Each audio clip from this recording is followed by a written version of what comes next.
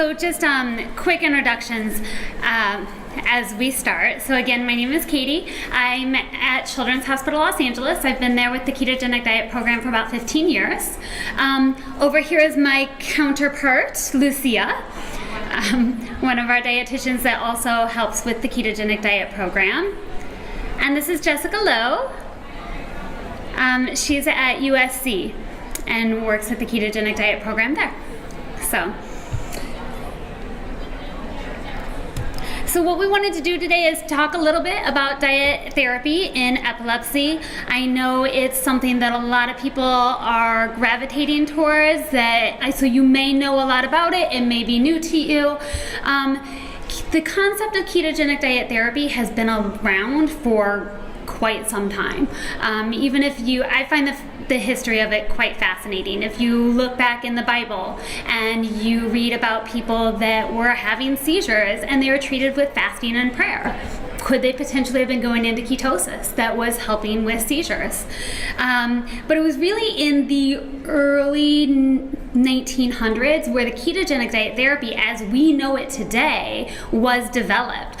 There was a period of time where some physicians would just withhold food from their patients for as long as they could to get seizure control. Obviously that's not a long-term solution, but that is where the concept of the diet therapy came. So what the diet therapy does is essentially tricking your brain and your body as into functioning as if it were in starvation mode without, obviously we're not going to starve you, but we're breaking down fat for energy, and that is what is a ketogenic diet. So in the 1920s is where the ketogenic diet was really developed and started to get seizure control. It's not always an easy diet to follow. So in the 1930s, all research kind of started with medications. New medications came out. And as we know, a lot of people respond to medications. They're amazing. But the diet kind of fell out of the wayside, I think, because there wasn't a lot of support for it. It was thought to be very difficult to follow, difficult to maintain long term. And so it kind of fell out of practice. Until the 1990s, and I'm sure all of you are aware of the Charlie Foundation. Jim Abrams, who is a Hollywood producer, his son had seizures that were not controlled by medications. There was one keto clinic in the country at that time over in Johns Hopkins. He flew his son over there, started him on the ketogenic diet. By the time he left the hospital, his son was seizure free. He continued on the diet for 3 years, I think. Finally was able to wean off. He's now graduated college. He still remains seizure free. So Jim Abrams has now spent his life raising the awareness of the ketogenic diet, and that he is the reason why there are ketogenic programs all over the country now. This last year at the Epilepsy Cure and Care dinner, Jessica and I had the opportunity to meet Millicent Kelly. I don't know if any of you were there or part of it. Millicent Kelly is the dietitian that essentially, she is the mother of ketogenic diets. Like, this is the closest to a celebrity that I've ever gotten to. Literally, like in nutrition world, like she is my superstar. So she's adorable. So Lucy is going to talk a little bit about the diet. Okay, hello. So the first thing that we get into with our parents when they come to our clinic is to kind of like identify the difference between regular diet and what is the ketogenic diet. We need to understand a little bit how our metabolism works in either or these two type of diets. So right now, most of us are following a regular diet where probably 60 to 50% of the energy will come from carbohydrates, that we always call it CHOS. So if you see CHOS, that means carbohydrates. So what are the carbohydrates? All the starch, fruits, milk, okay? Potato, pasta, rice, all the good things that we love, right? 15 to 20% will come from protein, okay? All the animal products, cheese and eggs. And 30 to 35% will come from fat. So when we eat that way, with that type of distribution, our body will use as an energy dextrose, okay? Why? Because all the carbohydrates, when you eat them, turns into sugar, and the proteins, probably 40% of the proteins, when it goes to metabolic pathways, also turns into sugars and give you energy, okay? Now, with the ketogenic diet, we need to switch the metabolism. Remember that Katie basically said that it's kind of like starving, right? And when we starve, what energy we use?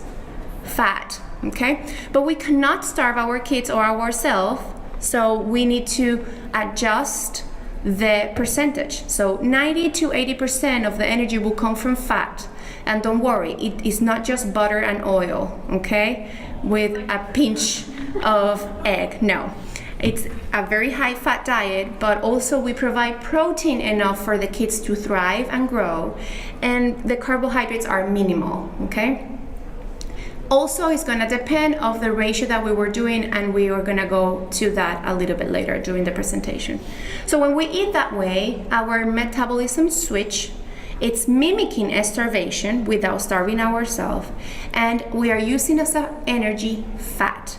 When our body uses fat as an energy, we produce a breakdown product that is called ketones, and that's where the diet name comes, ketogenic diet, ketones. So there's a lot of hypotheses, and the reason why the diet works, we don't know for sure, but the first hypothesis is that when the brain uses fat as an energy, meaning that those ketones transpass the brain membrane, the seizures decrease, okay? What exactly? We don't know. I think no one knows. Do we know?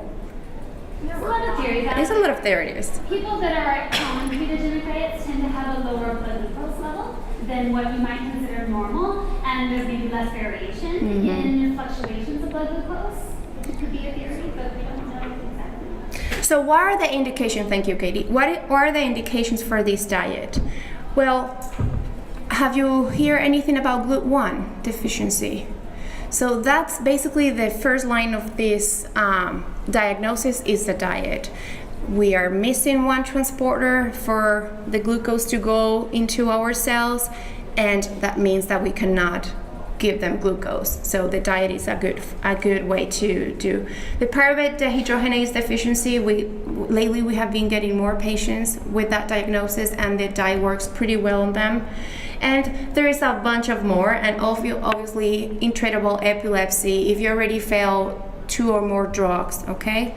However, lately in clinic we have been getting patients interested in the diet that haven't even tried medication, and they want to pursue the diet first. We can totally do the diet with kids that eat orally and kids that eat by the G-tubes, okay? Contraindications, there are one that are absolutes and the other ones that can be relative, okay? So the first one, if you have a carnitine deficiency syndrome or problem, okay? Because you need carnitine to shift fat to all the cells, okay?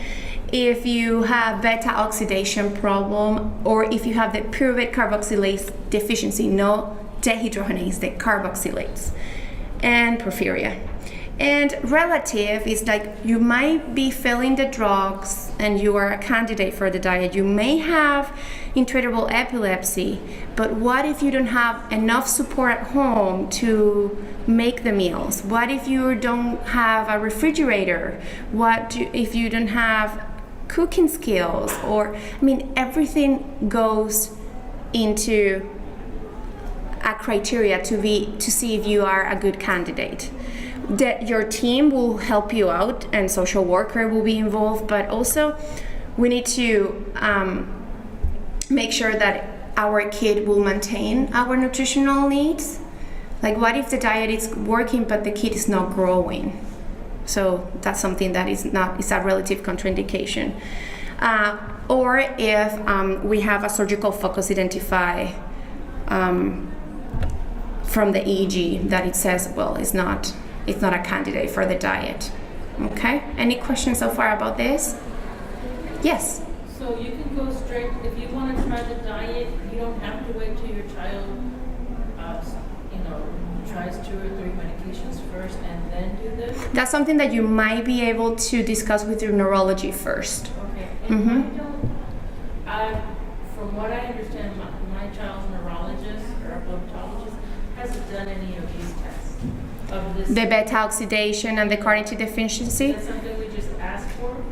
If they are going to refer you to the diet, probably, and the kid it's an infant or something, and it's having problem with growing or absorbing or gaining weight, probably testing these things will be ideal. I would like, my child is already on medication, but I would have liked to try these things first. But what they do is they do the medication first, and so if you have that, it sort of covers that up. Well, these are the contraindications for the diet, not for the medications. So, ask your neurologist. I mean, it's sometimes we say, oh, but I wish the doctor will tell me or the dietitian will tell me. Ask us. We're there for you. Okay? You wanna jump in?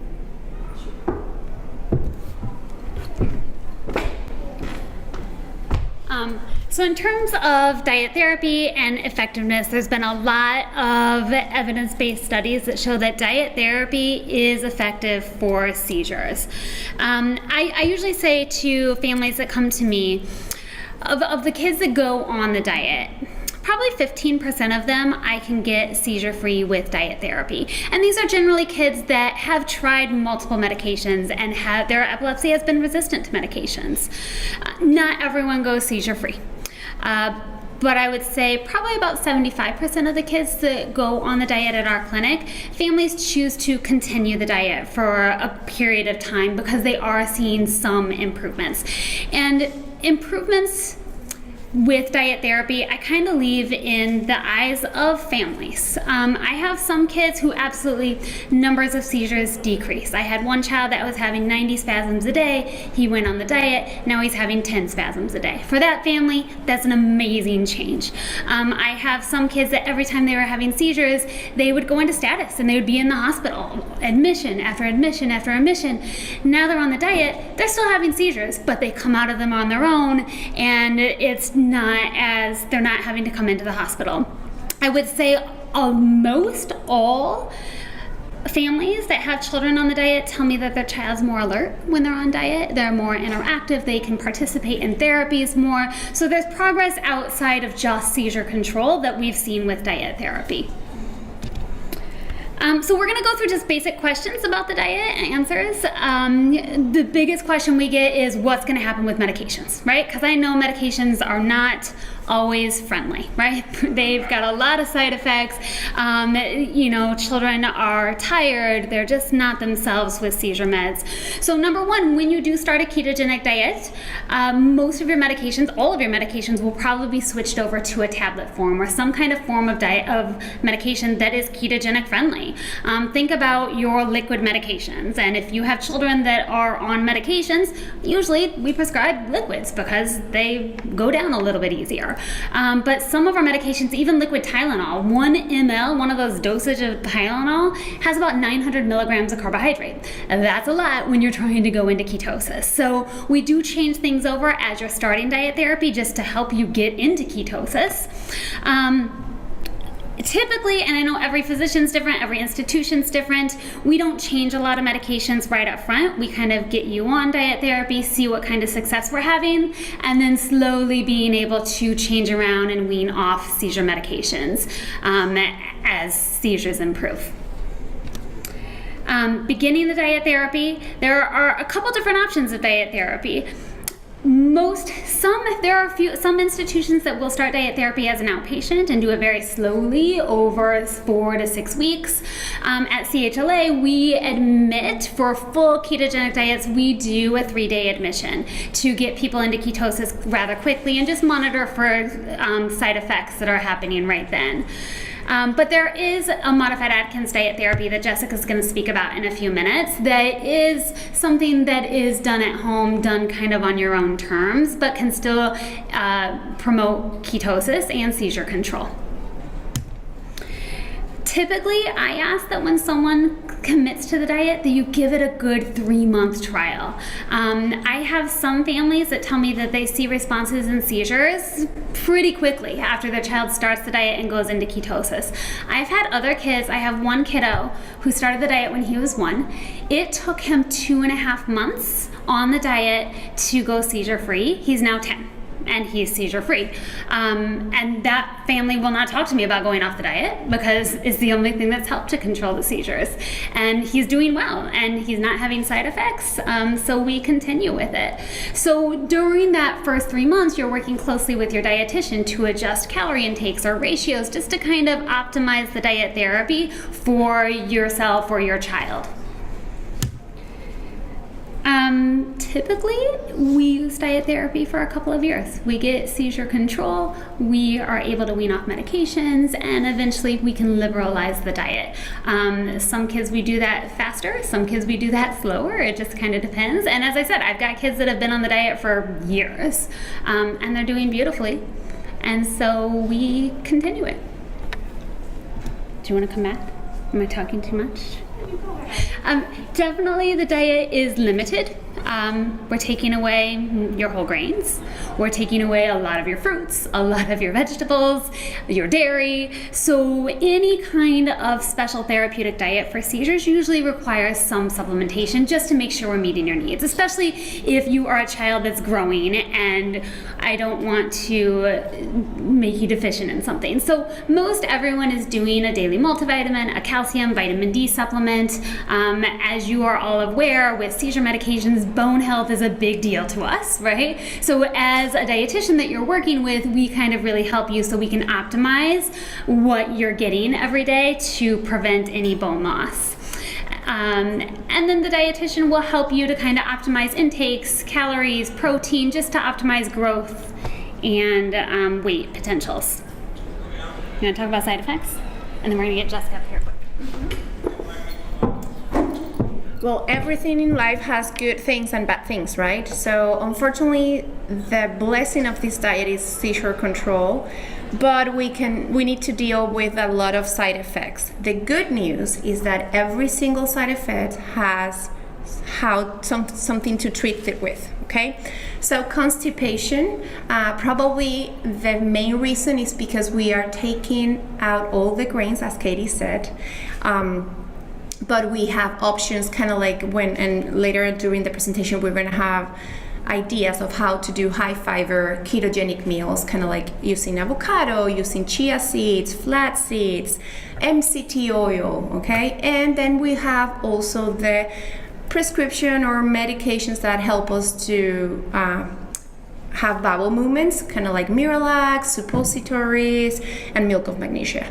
We are not going to be able to use some stuff like Metamucil because they have sugar added, but your doctor and your dietitian will guide you through. There's another one that is metabolic acidosis, and that basically means that your blood becomes too acidic, and it could be hard if we continue not controlling the metabolic acidosis because it can produce kidney stones. So how we avoid that? We will make sure first that we provide enough fluids, water, okay? Then we can supplement with bicarbonate. And if the patient is on a drug that is called Topamax, have you guys heard about it? Or topiramate, the risk of acidosis is higher. So that's why labs results and like controlling labs and talking to your doctor and your dietitian, it's very important. But we definitely can correct it with something as simple as baking soda, the one that we just use for baking, okay? The kidney stones, what came first, the egg or the chicken? We don't know, like maybe if my kid is acidotic, it will produce more kidney stones, or if we are prone in the family to produce kidney stones, the higher is the risk is higher if we are on this diet. And high cholesterol, research has been changed, I don't know, a long time ago, probably 10 years ago, say if you eat high fat, your cholesterol is going to be high. It seems that things are changing, and not necessarily eating fat means that your cholesterol is going to be high. Your triglycerides are going to be probably even better because you're not taking that much carbohydrates that when you don't burn, it turns into triglycerols, right? But we have carnitine supplementation. We can modify the type of fat that we are using on the diet, meaning that probably we will add more polyunsaturated fats like canola oil, olive oil, the flaxseeds, the chia seeds, avocado, MCT, okay? And we might decrease the heavy whipping cream that we love to use it because it's a great option, but we can change it to probably coconut whipped cream, okay? We have seen that probably our kids start with high cholesterol, and at some point when we supplement with carnitine, we change the diet fat types, things get more better, okay? But labs monitoring is very important, every 3 months probably. And now, oh, no, still me. So how we monitor our kids? Once we are on the diet, let's suppose that you started in the hospital, 3 days after you go home, what you need to do is you need to continue checking the urine ketones, probably twice a day. We will do labs every 1 or 3 months, 1 month after diet initiation, and then every 3 months when you come to clinic for follow-up. These labs are from CBC to like hemoglobin and calcium, vitamin D, zinc, selenium, ketones in your blood, lipid panel, okay, just to see how everything is going. We will definitely need to trend the weight and how your linear growth is going, because probably the first month you might see some weight loss, but other kids actually gain a lot of weight, so that we need to adjust the calories. And long term, we do a renal ultrasound and an echo, like probably 2 or 3 years after the diet, just to make sure that everything seems okay. I think we haven't even seen that many changes, but I don't have that much experience as these girls that have more years than me in this field. All right, Jessica, all yours. Well, that slide turned out a little funky, but that's okay. So we as ketogenic dietitians have 3 main goals. The first one is obviously to try and achieve good seizure control. The next one is either for a child to maintain healthy growth or an adult to maintain a good nutritional status.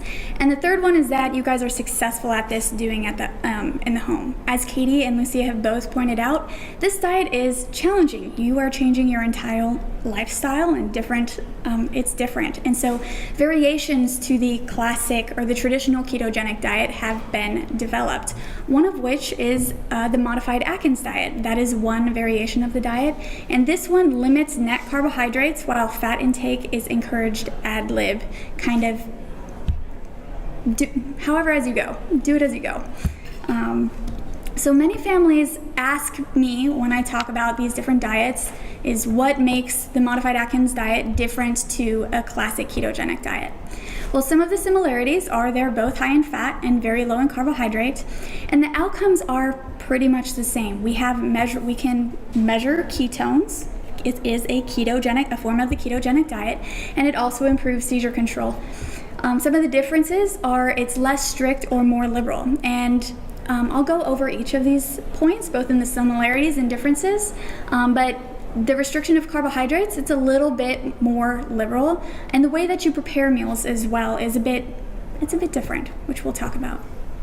So the similarities, it's high in fat, low in carbohydrates. So the classic or the traditional form of the ketogenic diet, about 90%, anywhere between 80 and 90% of your calories will be coming from fat, and only 4% of your calories will be coming from carbohydrates. So that little yellow sliver in the classic ketogenic diet. While 6% in the modified Atkins diet doesn't seem a lot, it actually can be a big difference. And you are allowed a bit more protein in this diet, but again, the majority of your calories are coming from fat. Some of the other similarities is that you produce ketones, and just as Lucia and Katie said, ketones are the metabolite or the energy that is produced when fat is used as a main source. So how can we tell if we're in ketosis? We do check that regularly in the labs, as Lucia discussed. You can also check this at home on a regular basis. I like using the keto sticks, as you can see in that little corner. You can get that at your drugstore, and the unfortunate thing about those is it is not super sensitive, so if you're dehydrated, you might what we call a false positive. You might appear to be having more ketones than otherwise, or if you drink a ton of water and it's a really hot day, it might look a little less. So the main thing that I like going off of is, are you seeing seizures improve? The numbers are slightly different, but for the most part, between 50 and 70% of people who try the diet will see a major improvement in their seizure control. That is one of our main goals. They also have a blood ketone test that you can get. The little strips are super expensive though. They're like $5 a pop. That's why I think urine ketone strips, I mean, it's what, $8 to $10 for one of those, and there's, I don't know how many are in there. It's a way less expensive option.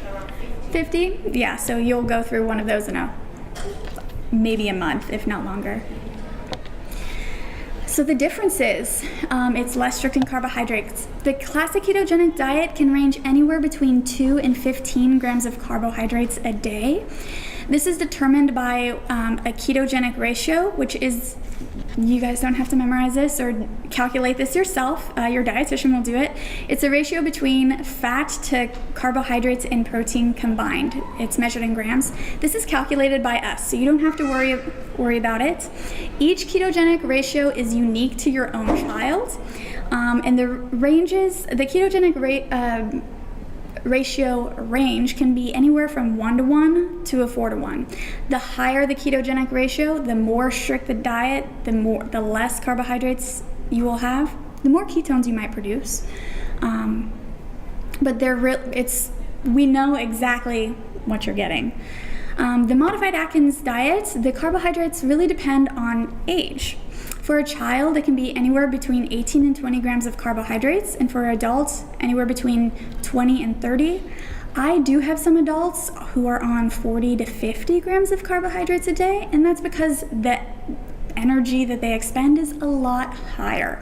And so again, we want to make this diet sustainable, which is why it's also important to talk with your dietitian, because we'll make sure that it works for you and or your child. Okay. So the modified Atkins diet is less strict or more liberal as far as the preparation of it. I wanted to quickly review the ketogenic diet in preparation, just so you can know a little bit of the difference. You will work very closely with your dietitian in any type, but especially with a classic ketogenic diet, the dietitian will provide individual specific recipes for your child and your child only. It doesn't mean that they can't eat similar foods as you do with your family, but you will prepare all the recipes using a gram scale. I know it's really itty bitty on the screen, but I posted an example of a recipe of one of my patients. It's beef and spaghetti squash with Alfredo sauce. It's from the Keto Cookbook, which is really good. This patient measures out 13 grams of cream, 9 grams of spaghetti squash, 10 grams of cheese, and so on. This recipe, number 86, does provide a ratio at 3:1, and the grams is 1.03 grams of carbohydrates. It's very, very little. On the other hand, the modified Atkins diet, family can choose between preparing their own meal, kind of similar to the classic ketogenic diet, or they can prepare it as a family and do family style. This is another recipe I provide to families who are on the modified Atkins diet. It's an enchilada stuffed pepper with chili verde sauce. So you can use 6 poblano peppers, a bunch of ground beef, a little bit of onion, some spices, a lot of butter. There's 7 tablespoons of butter in there, and 2 avocados. And then you also add a sauce with tomatillo and creme fraiche. And just so you know, this pepper, for one serving, it's a 1.2 to 1 ketogenic ratio, so it's still very high in fat. It provides just over 3 grams of carbohydrates. And the sauce, it is a lot higher in that ratio, but and only provides a bit less than 3 grams of carbs as well. So you can see a bit of the variation in the different types of how you prepare the meals.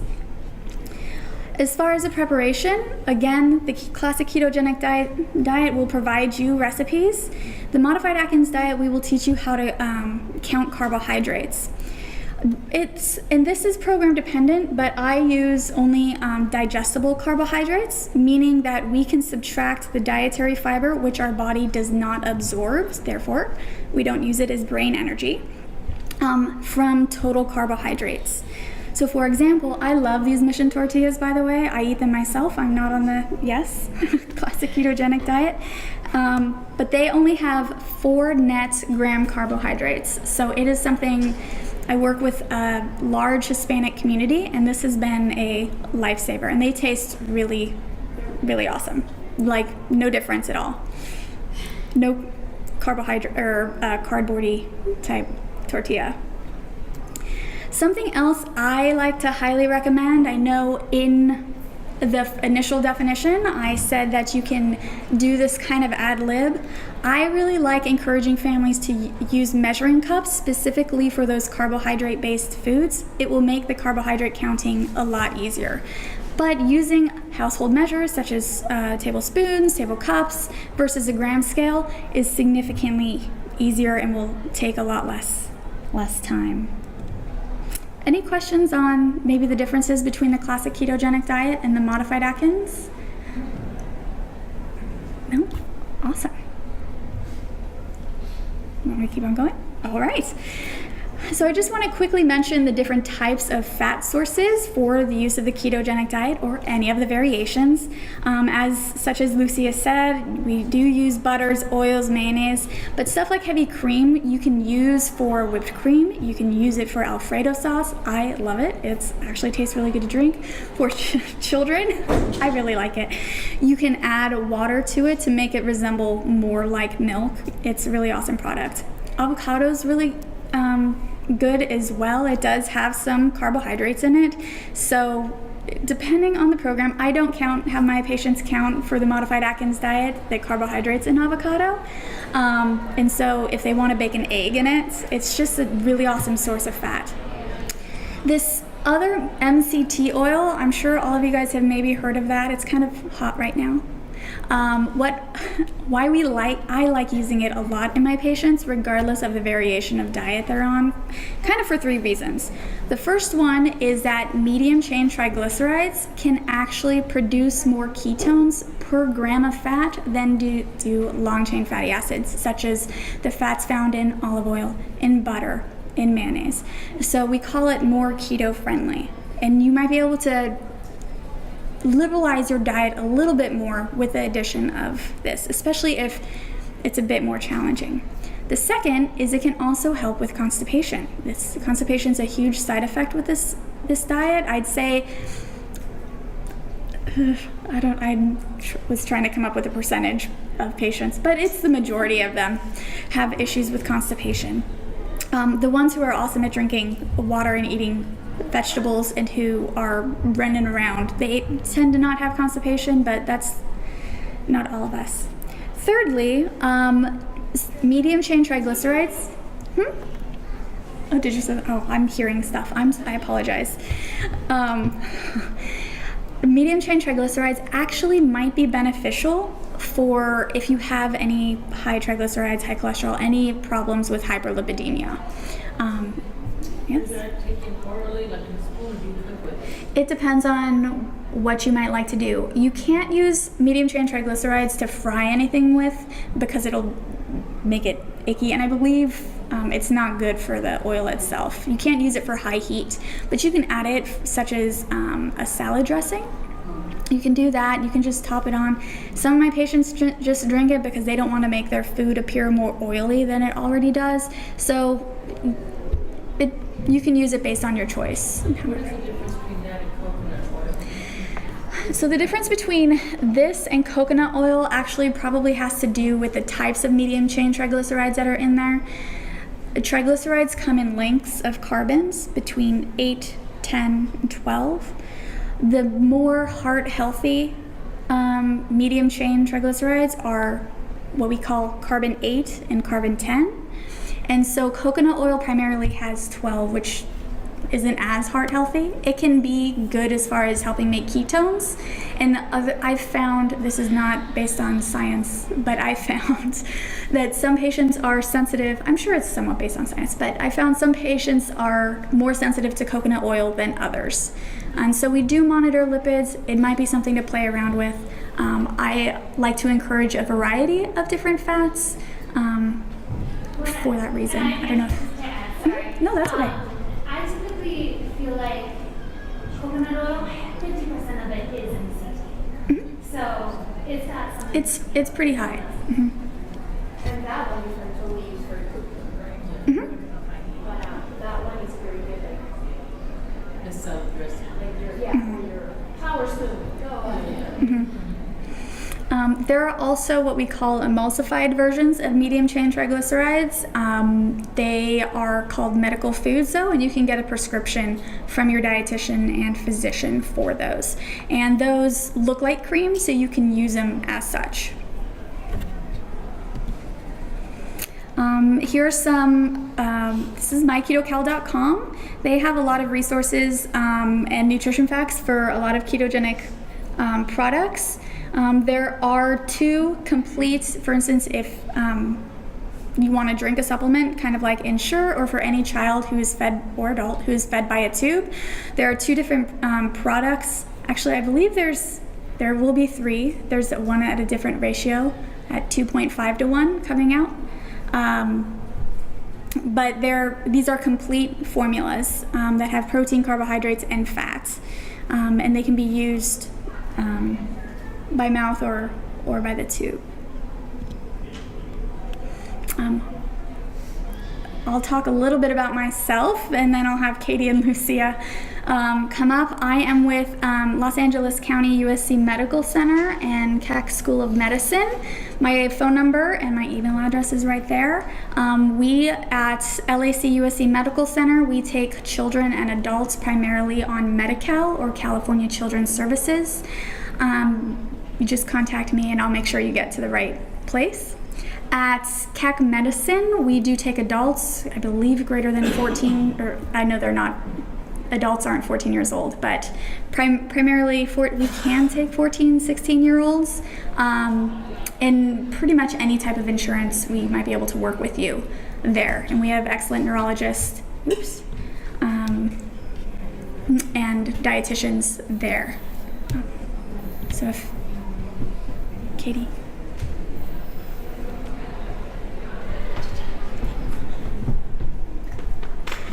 So, and like I said before, myself, Katie, and Lucia, we are over at Children's Hospital Los Angeles. So, I'm trying to count up how many physicians we have now, but our program's been growing fast.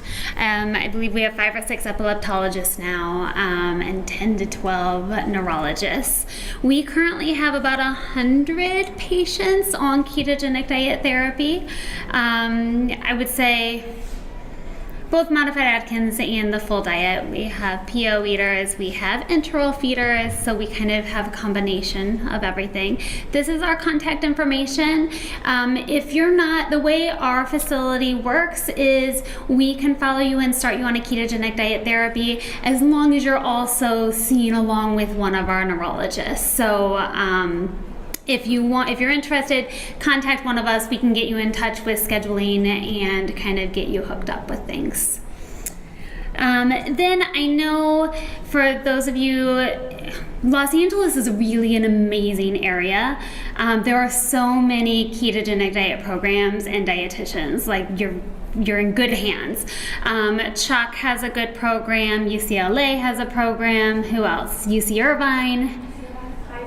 Kaiser has a great dietitian. So there are places, and you can, if you're curious, if you don't have the contact for someone at your program, contact one of us because we've got all of their information and we all work very closely together. Also, referring back to Charlie Foundation, if you're not familiar with this website, with this foundation, fantastic information just in terms of ketogenic diet therapy, but a lot of resources. So they have actually got a Find a Hospital section of their website where you can go. There are ketogenic diet centers across the world. You can look for where you are located. If you live in Iowa or Chicago or whatever, get you hooked up with a dietitian and a ketogenic diet program there. Okay. I think we had a couple more slides just in terms of products. As you guys all know, the world has become keto obsessed lately, right? But there are a lot of great products on the market that we are utilizing with our ketogenic diets and our modified Atkins diet, which make it so much more livable and user-friendly from even where the diet was 15 years ago. So keto cuisine is essentially a powdered fat where you can bake. You can make a keto muffin or a keto pancake or a keto waffle, which makes a difference. Keto V Cafe, they are coming out. I just got an email today that they've got a brand new product, right? It's like quiche, yeah. But they've got a lot of, little donut hole things or pizza petites that is not a donut, but it actually tastes pretty reasonable when I've tasted them. So there are different products. Miracle noodles are something that a lot of our families utilize. It's actually made out of a yam root, so it's very low in carbohydrate. It by itself doesn't have you could use it for cooking, but I have families that will use it and they'll add the cheese and butter and heavy cream and make a macaroni and cheese. Or they will make a stir fry and serve it over a miracle rice. Just to kind of give a little bit more complete meal, give you a little bit of variety. So there's good options out there. Your dietitian can help you kind of navigate everything that's available. Here, I'm going to have you talk about the next couple slides because they're your babies. Lucia is my chef, my resident chef at the hospital. She's amazing with food. So Katie actually mentioned the miracle noodles, and we have here a shop made. And this is in a 2.5 to 1 ratio, 300 calories. The kitchen in the hospital was fascinated because of the smell of the sesame oil and everything. And the kid was very happy about it. And it's super easy. The miracle noodles have a fishy smell when you open the bag, so you need to rinse it first with water, and then I promise it won't smell and it won't taste. And you can find it in Ralph Bones, okay? So don't panic. This is a very tiny portion, and that's the first thing that you're gonna see or you're gonna hear from your nurse in the hospital, like, I'm gonna call the dietitian now, this is ridiculous, they made a mistake. No, portions are smaller because fat has more calories per gram than any other macronutrient. So you can totally see there the avocado, the chicken, like maybe 2 or 3 cups of melon, and that white thing is the whipped cream. So for that whipped cream, is that liquid heavy whipping cream that you're gonna have some more muscles later of everything that you whipped. But if you put some vanilla, pure vanilla extract, or a little bit of Truvia or stevia, liquid stevia, it tastes delicious and it's a perfect dessert for the kids, okay? And you also have the other black cup, it's the oil to put it or inside of the whipped cream or on top of the chicken and the avocado. You see a Splenda envelope there. We don't encourage Splenda, but this patient was particularly picky, so we can let them use half of the container, like the. My husband loved pasta and loved macaronis and cheese, and I say tonight is mac and cheese date, and he was very excited. He didn't see me making it until I gave him that. I really like it. He didn't, but I did. So you can totally see my gram scale, the cups, and I just trying to measure everything as precise, and that's a 3-to-1 ratio of 374 calories. I was extremely full after I finished that meal, and the portion was very tiny, and it's because of the fat. And these are wonderful books that we encourage parents to use as a resources. There is one that is Modified Atkins Diet book, recipe cookbook. That's a pretty good one. Do you remember the author? I don't. Probably with pictures and yeah. So, and I always encourage my family to go also to Pinterest and Instagram and review recipes and show it to me, because sometimes like, oh, low carb pasta and you have like 20 grams of carbs, and that's way too much for us. So, but there's a lot of resources over there. Charlie Foundation has recipes with videos, like they show you every single step, so that's very convenient too. I love that. And I think that we're in perfect timing. Any questions? Yes. Because you keep, like, there's so many different things on the internet, and they all talk about different stuff. If you're doing the modified version, if you slip out of ketosis, how long does it take you to get into it? Oh, wonderful And question. how long if you slip till you get back into it? You wanna? Yeah. I mean, well, you can complete that. So it's true. As soon as we cheat a little bit, your ketosis can go completely off or down, right? How long it takes? If you behave yourself the next day, probably in 2 or 3 days, you're back on in a very good ketosis.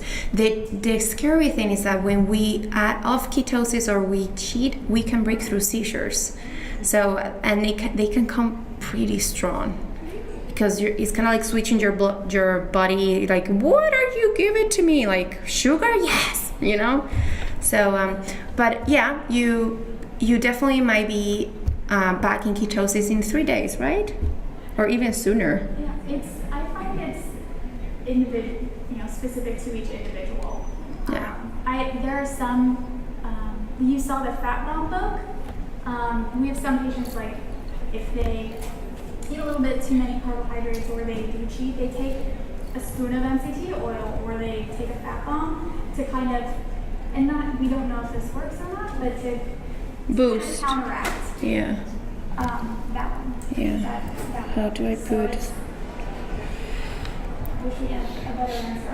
Also, things that are going to affect, maybe you are eating a lot of fat, but your portions are humongous, and you're eating excessive calories that you are actually not using. Maybe your ketosis also will go down if you're overeating. Okay? Ketosis can also go down when you're sick as well.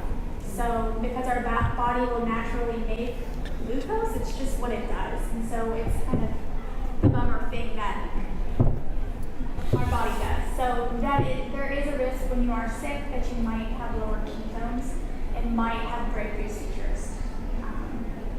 So it's important to stay pretty on top of it when you're sick, even though stuff like chicken noodle soup is what you might really crave at that time. That's sick purity. Yes? Is it possible to do a ketogenic diet for patients who are lactose intolerant? Lactose intolerance, yes.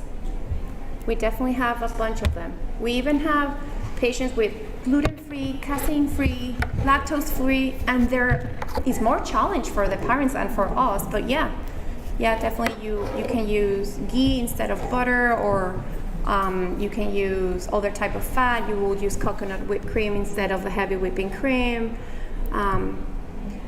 The Keto-Cal and the Keto-V, they have a little bit of lactose, the products, the shakes, but it's minimal.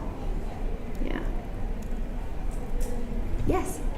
Because my issue with that diet has always been very active, so I need carbs, so that's pointless to me. And then second to that is a lot of it that I don't like in keto. It's like I've asked the good fast, it's a lot of processed fat, and I don't do that at all. Because I've been doing them at my sleep and she's gone. Mm-hmm. It's the reason I've always had an issue with keto. It's like when you don't do processed fats and you're very active, like that diet. So interestingly enough, there's the 100-mile trail run in the Sierras, and one of the winners of that endurance race actually was on the ketogenic diet. So I think they're learning more about calories, the ketogenic diet, and athletes. They found that I'm not an expert in that arena, but it's something that they are looking at as far as athletes' endurance and the use of the ketogenic diet as far as being able to actually boost energy and performance. It is possible to not use a lot of processed fats. It's hard, and it definitely reduces the variety of fats that you have. If you don't use a lot of processed fat sources, it probably would be a healthier version of the ketogenic diet. You know, it's possible. It's not. It doesn't mean it's not a challenge, but it's possible. If you want some more information on athletic performance and the ketogenic diet, I'm more than happy to do a little bit of research and get you some more information. There are also some other dietitians in our community who might be more experts in that arena. So, any other questions? Well, thank you for having us here. Yep, thank you.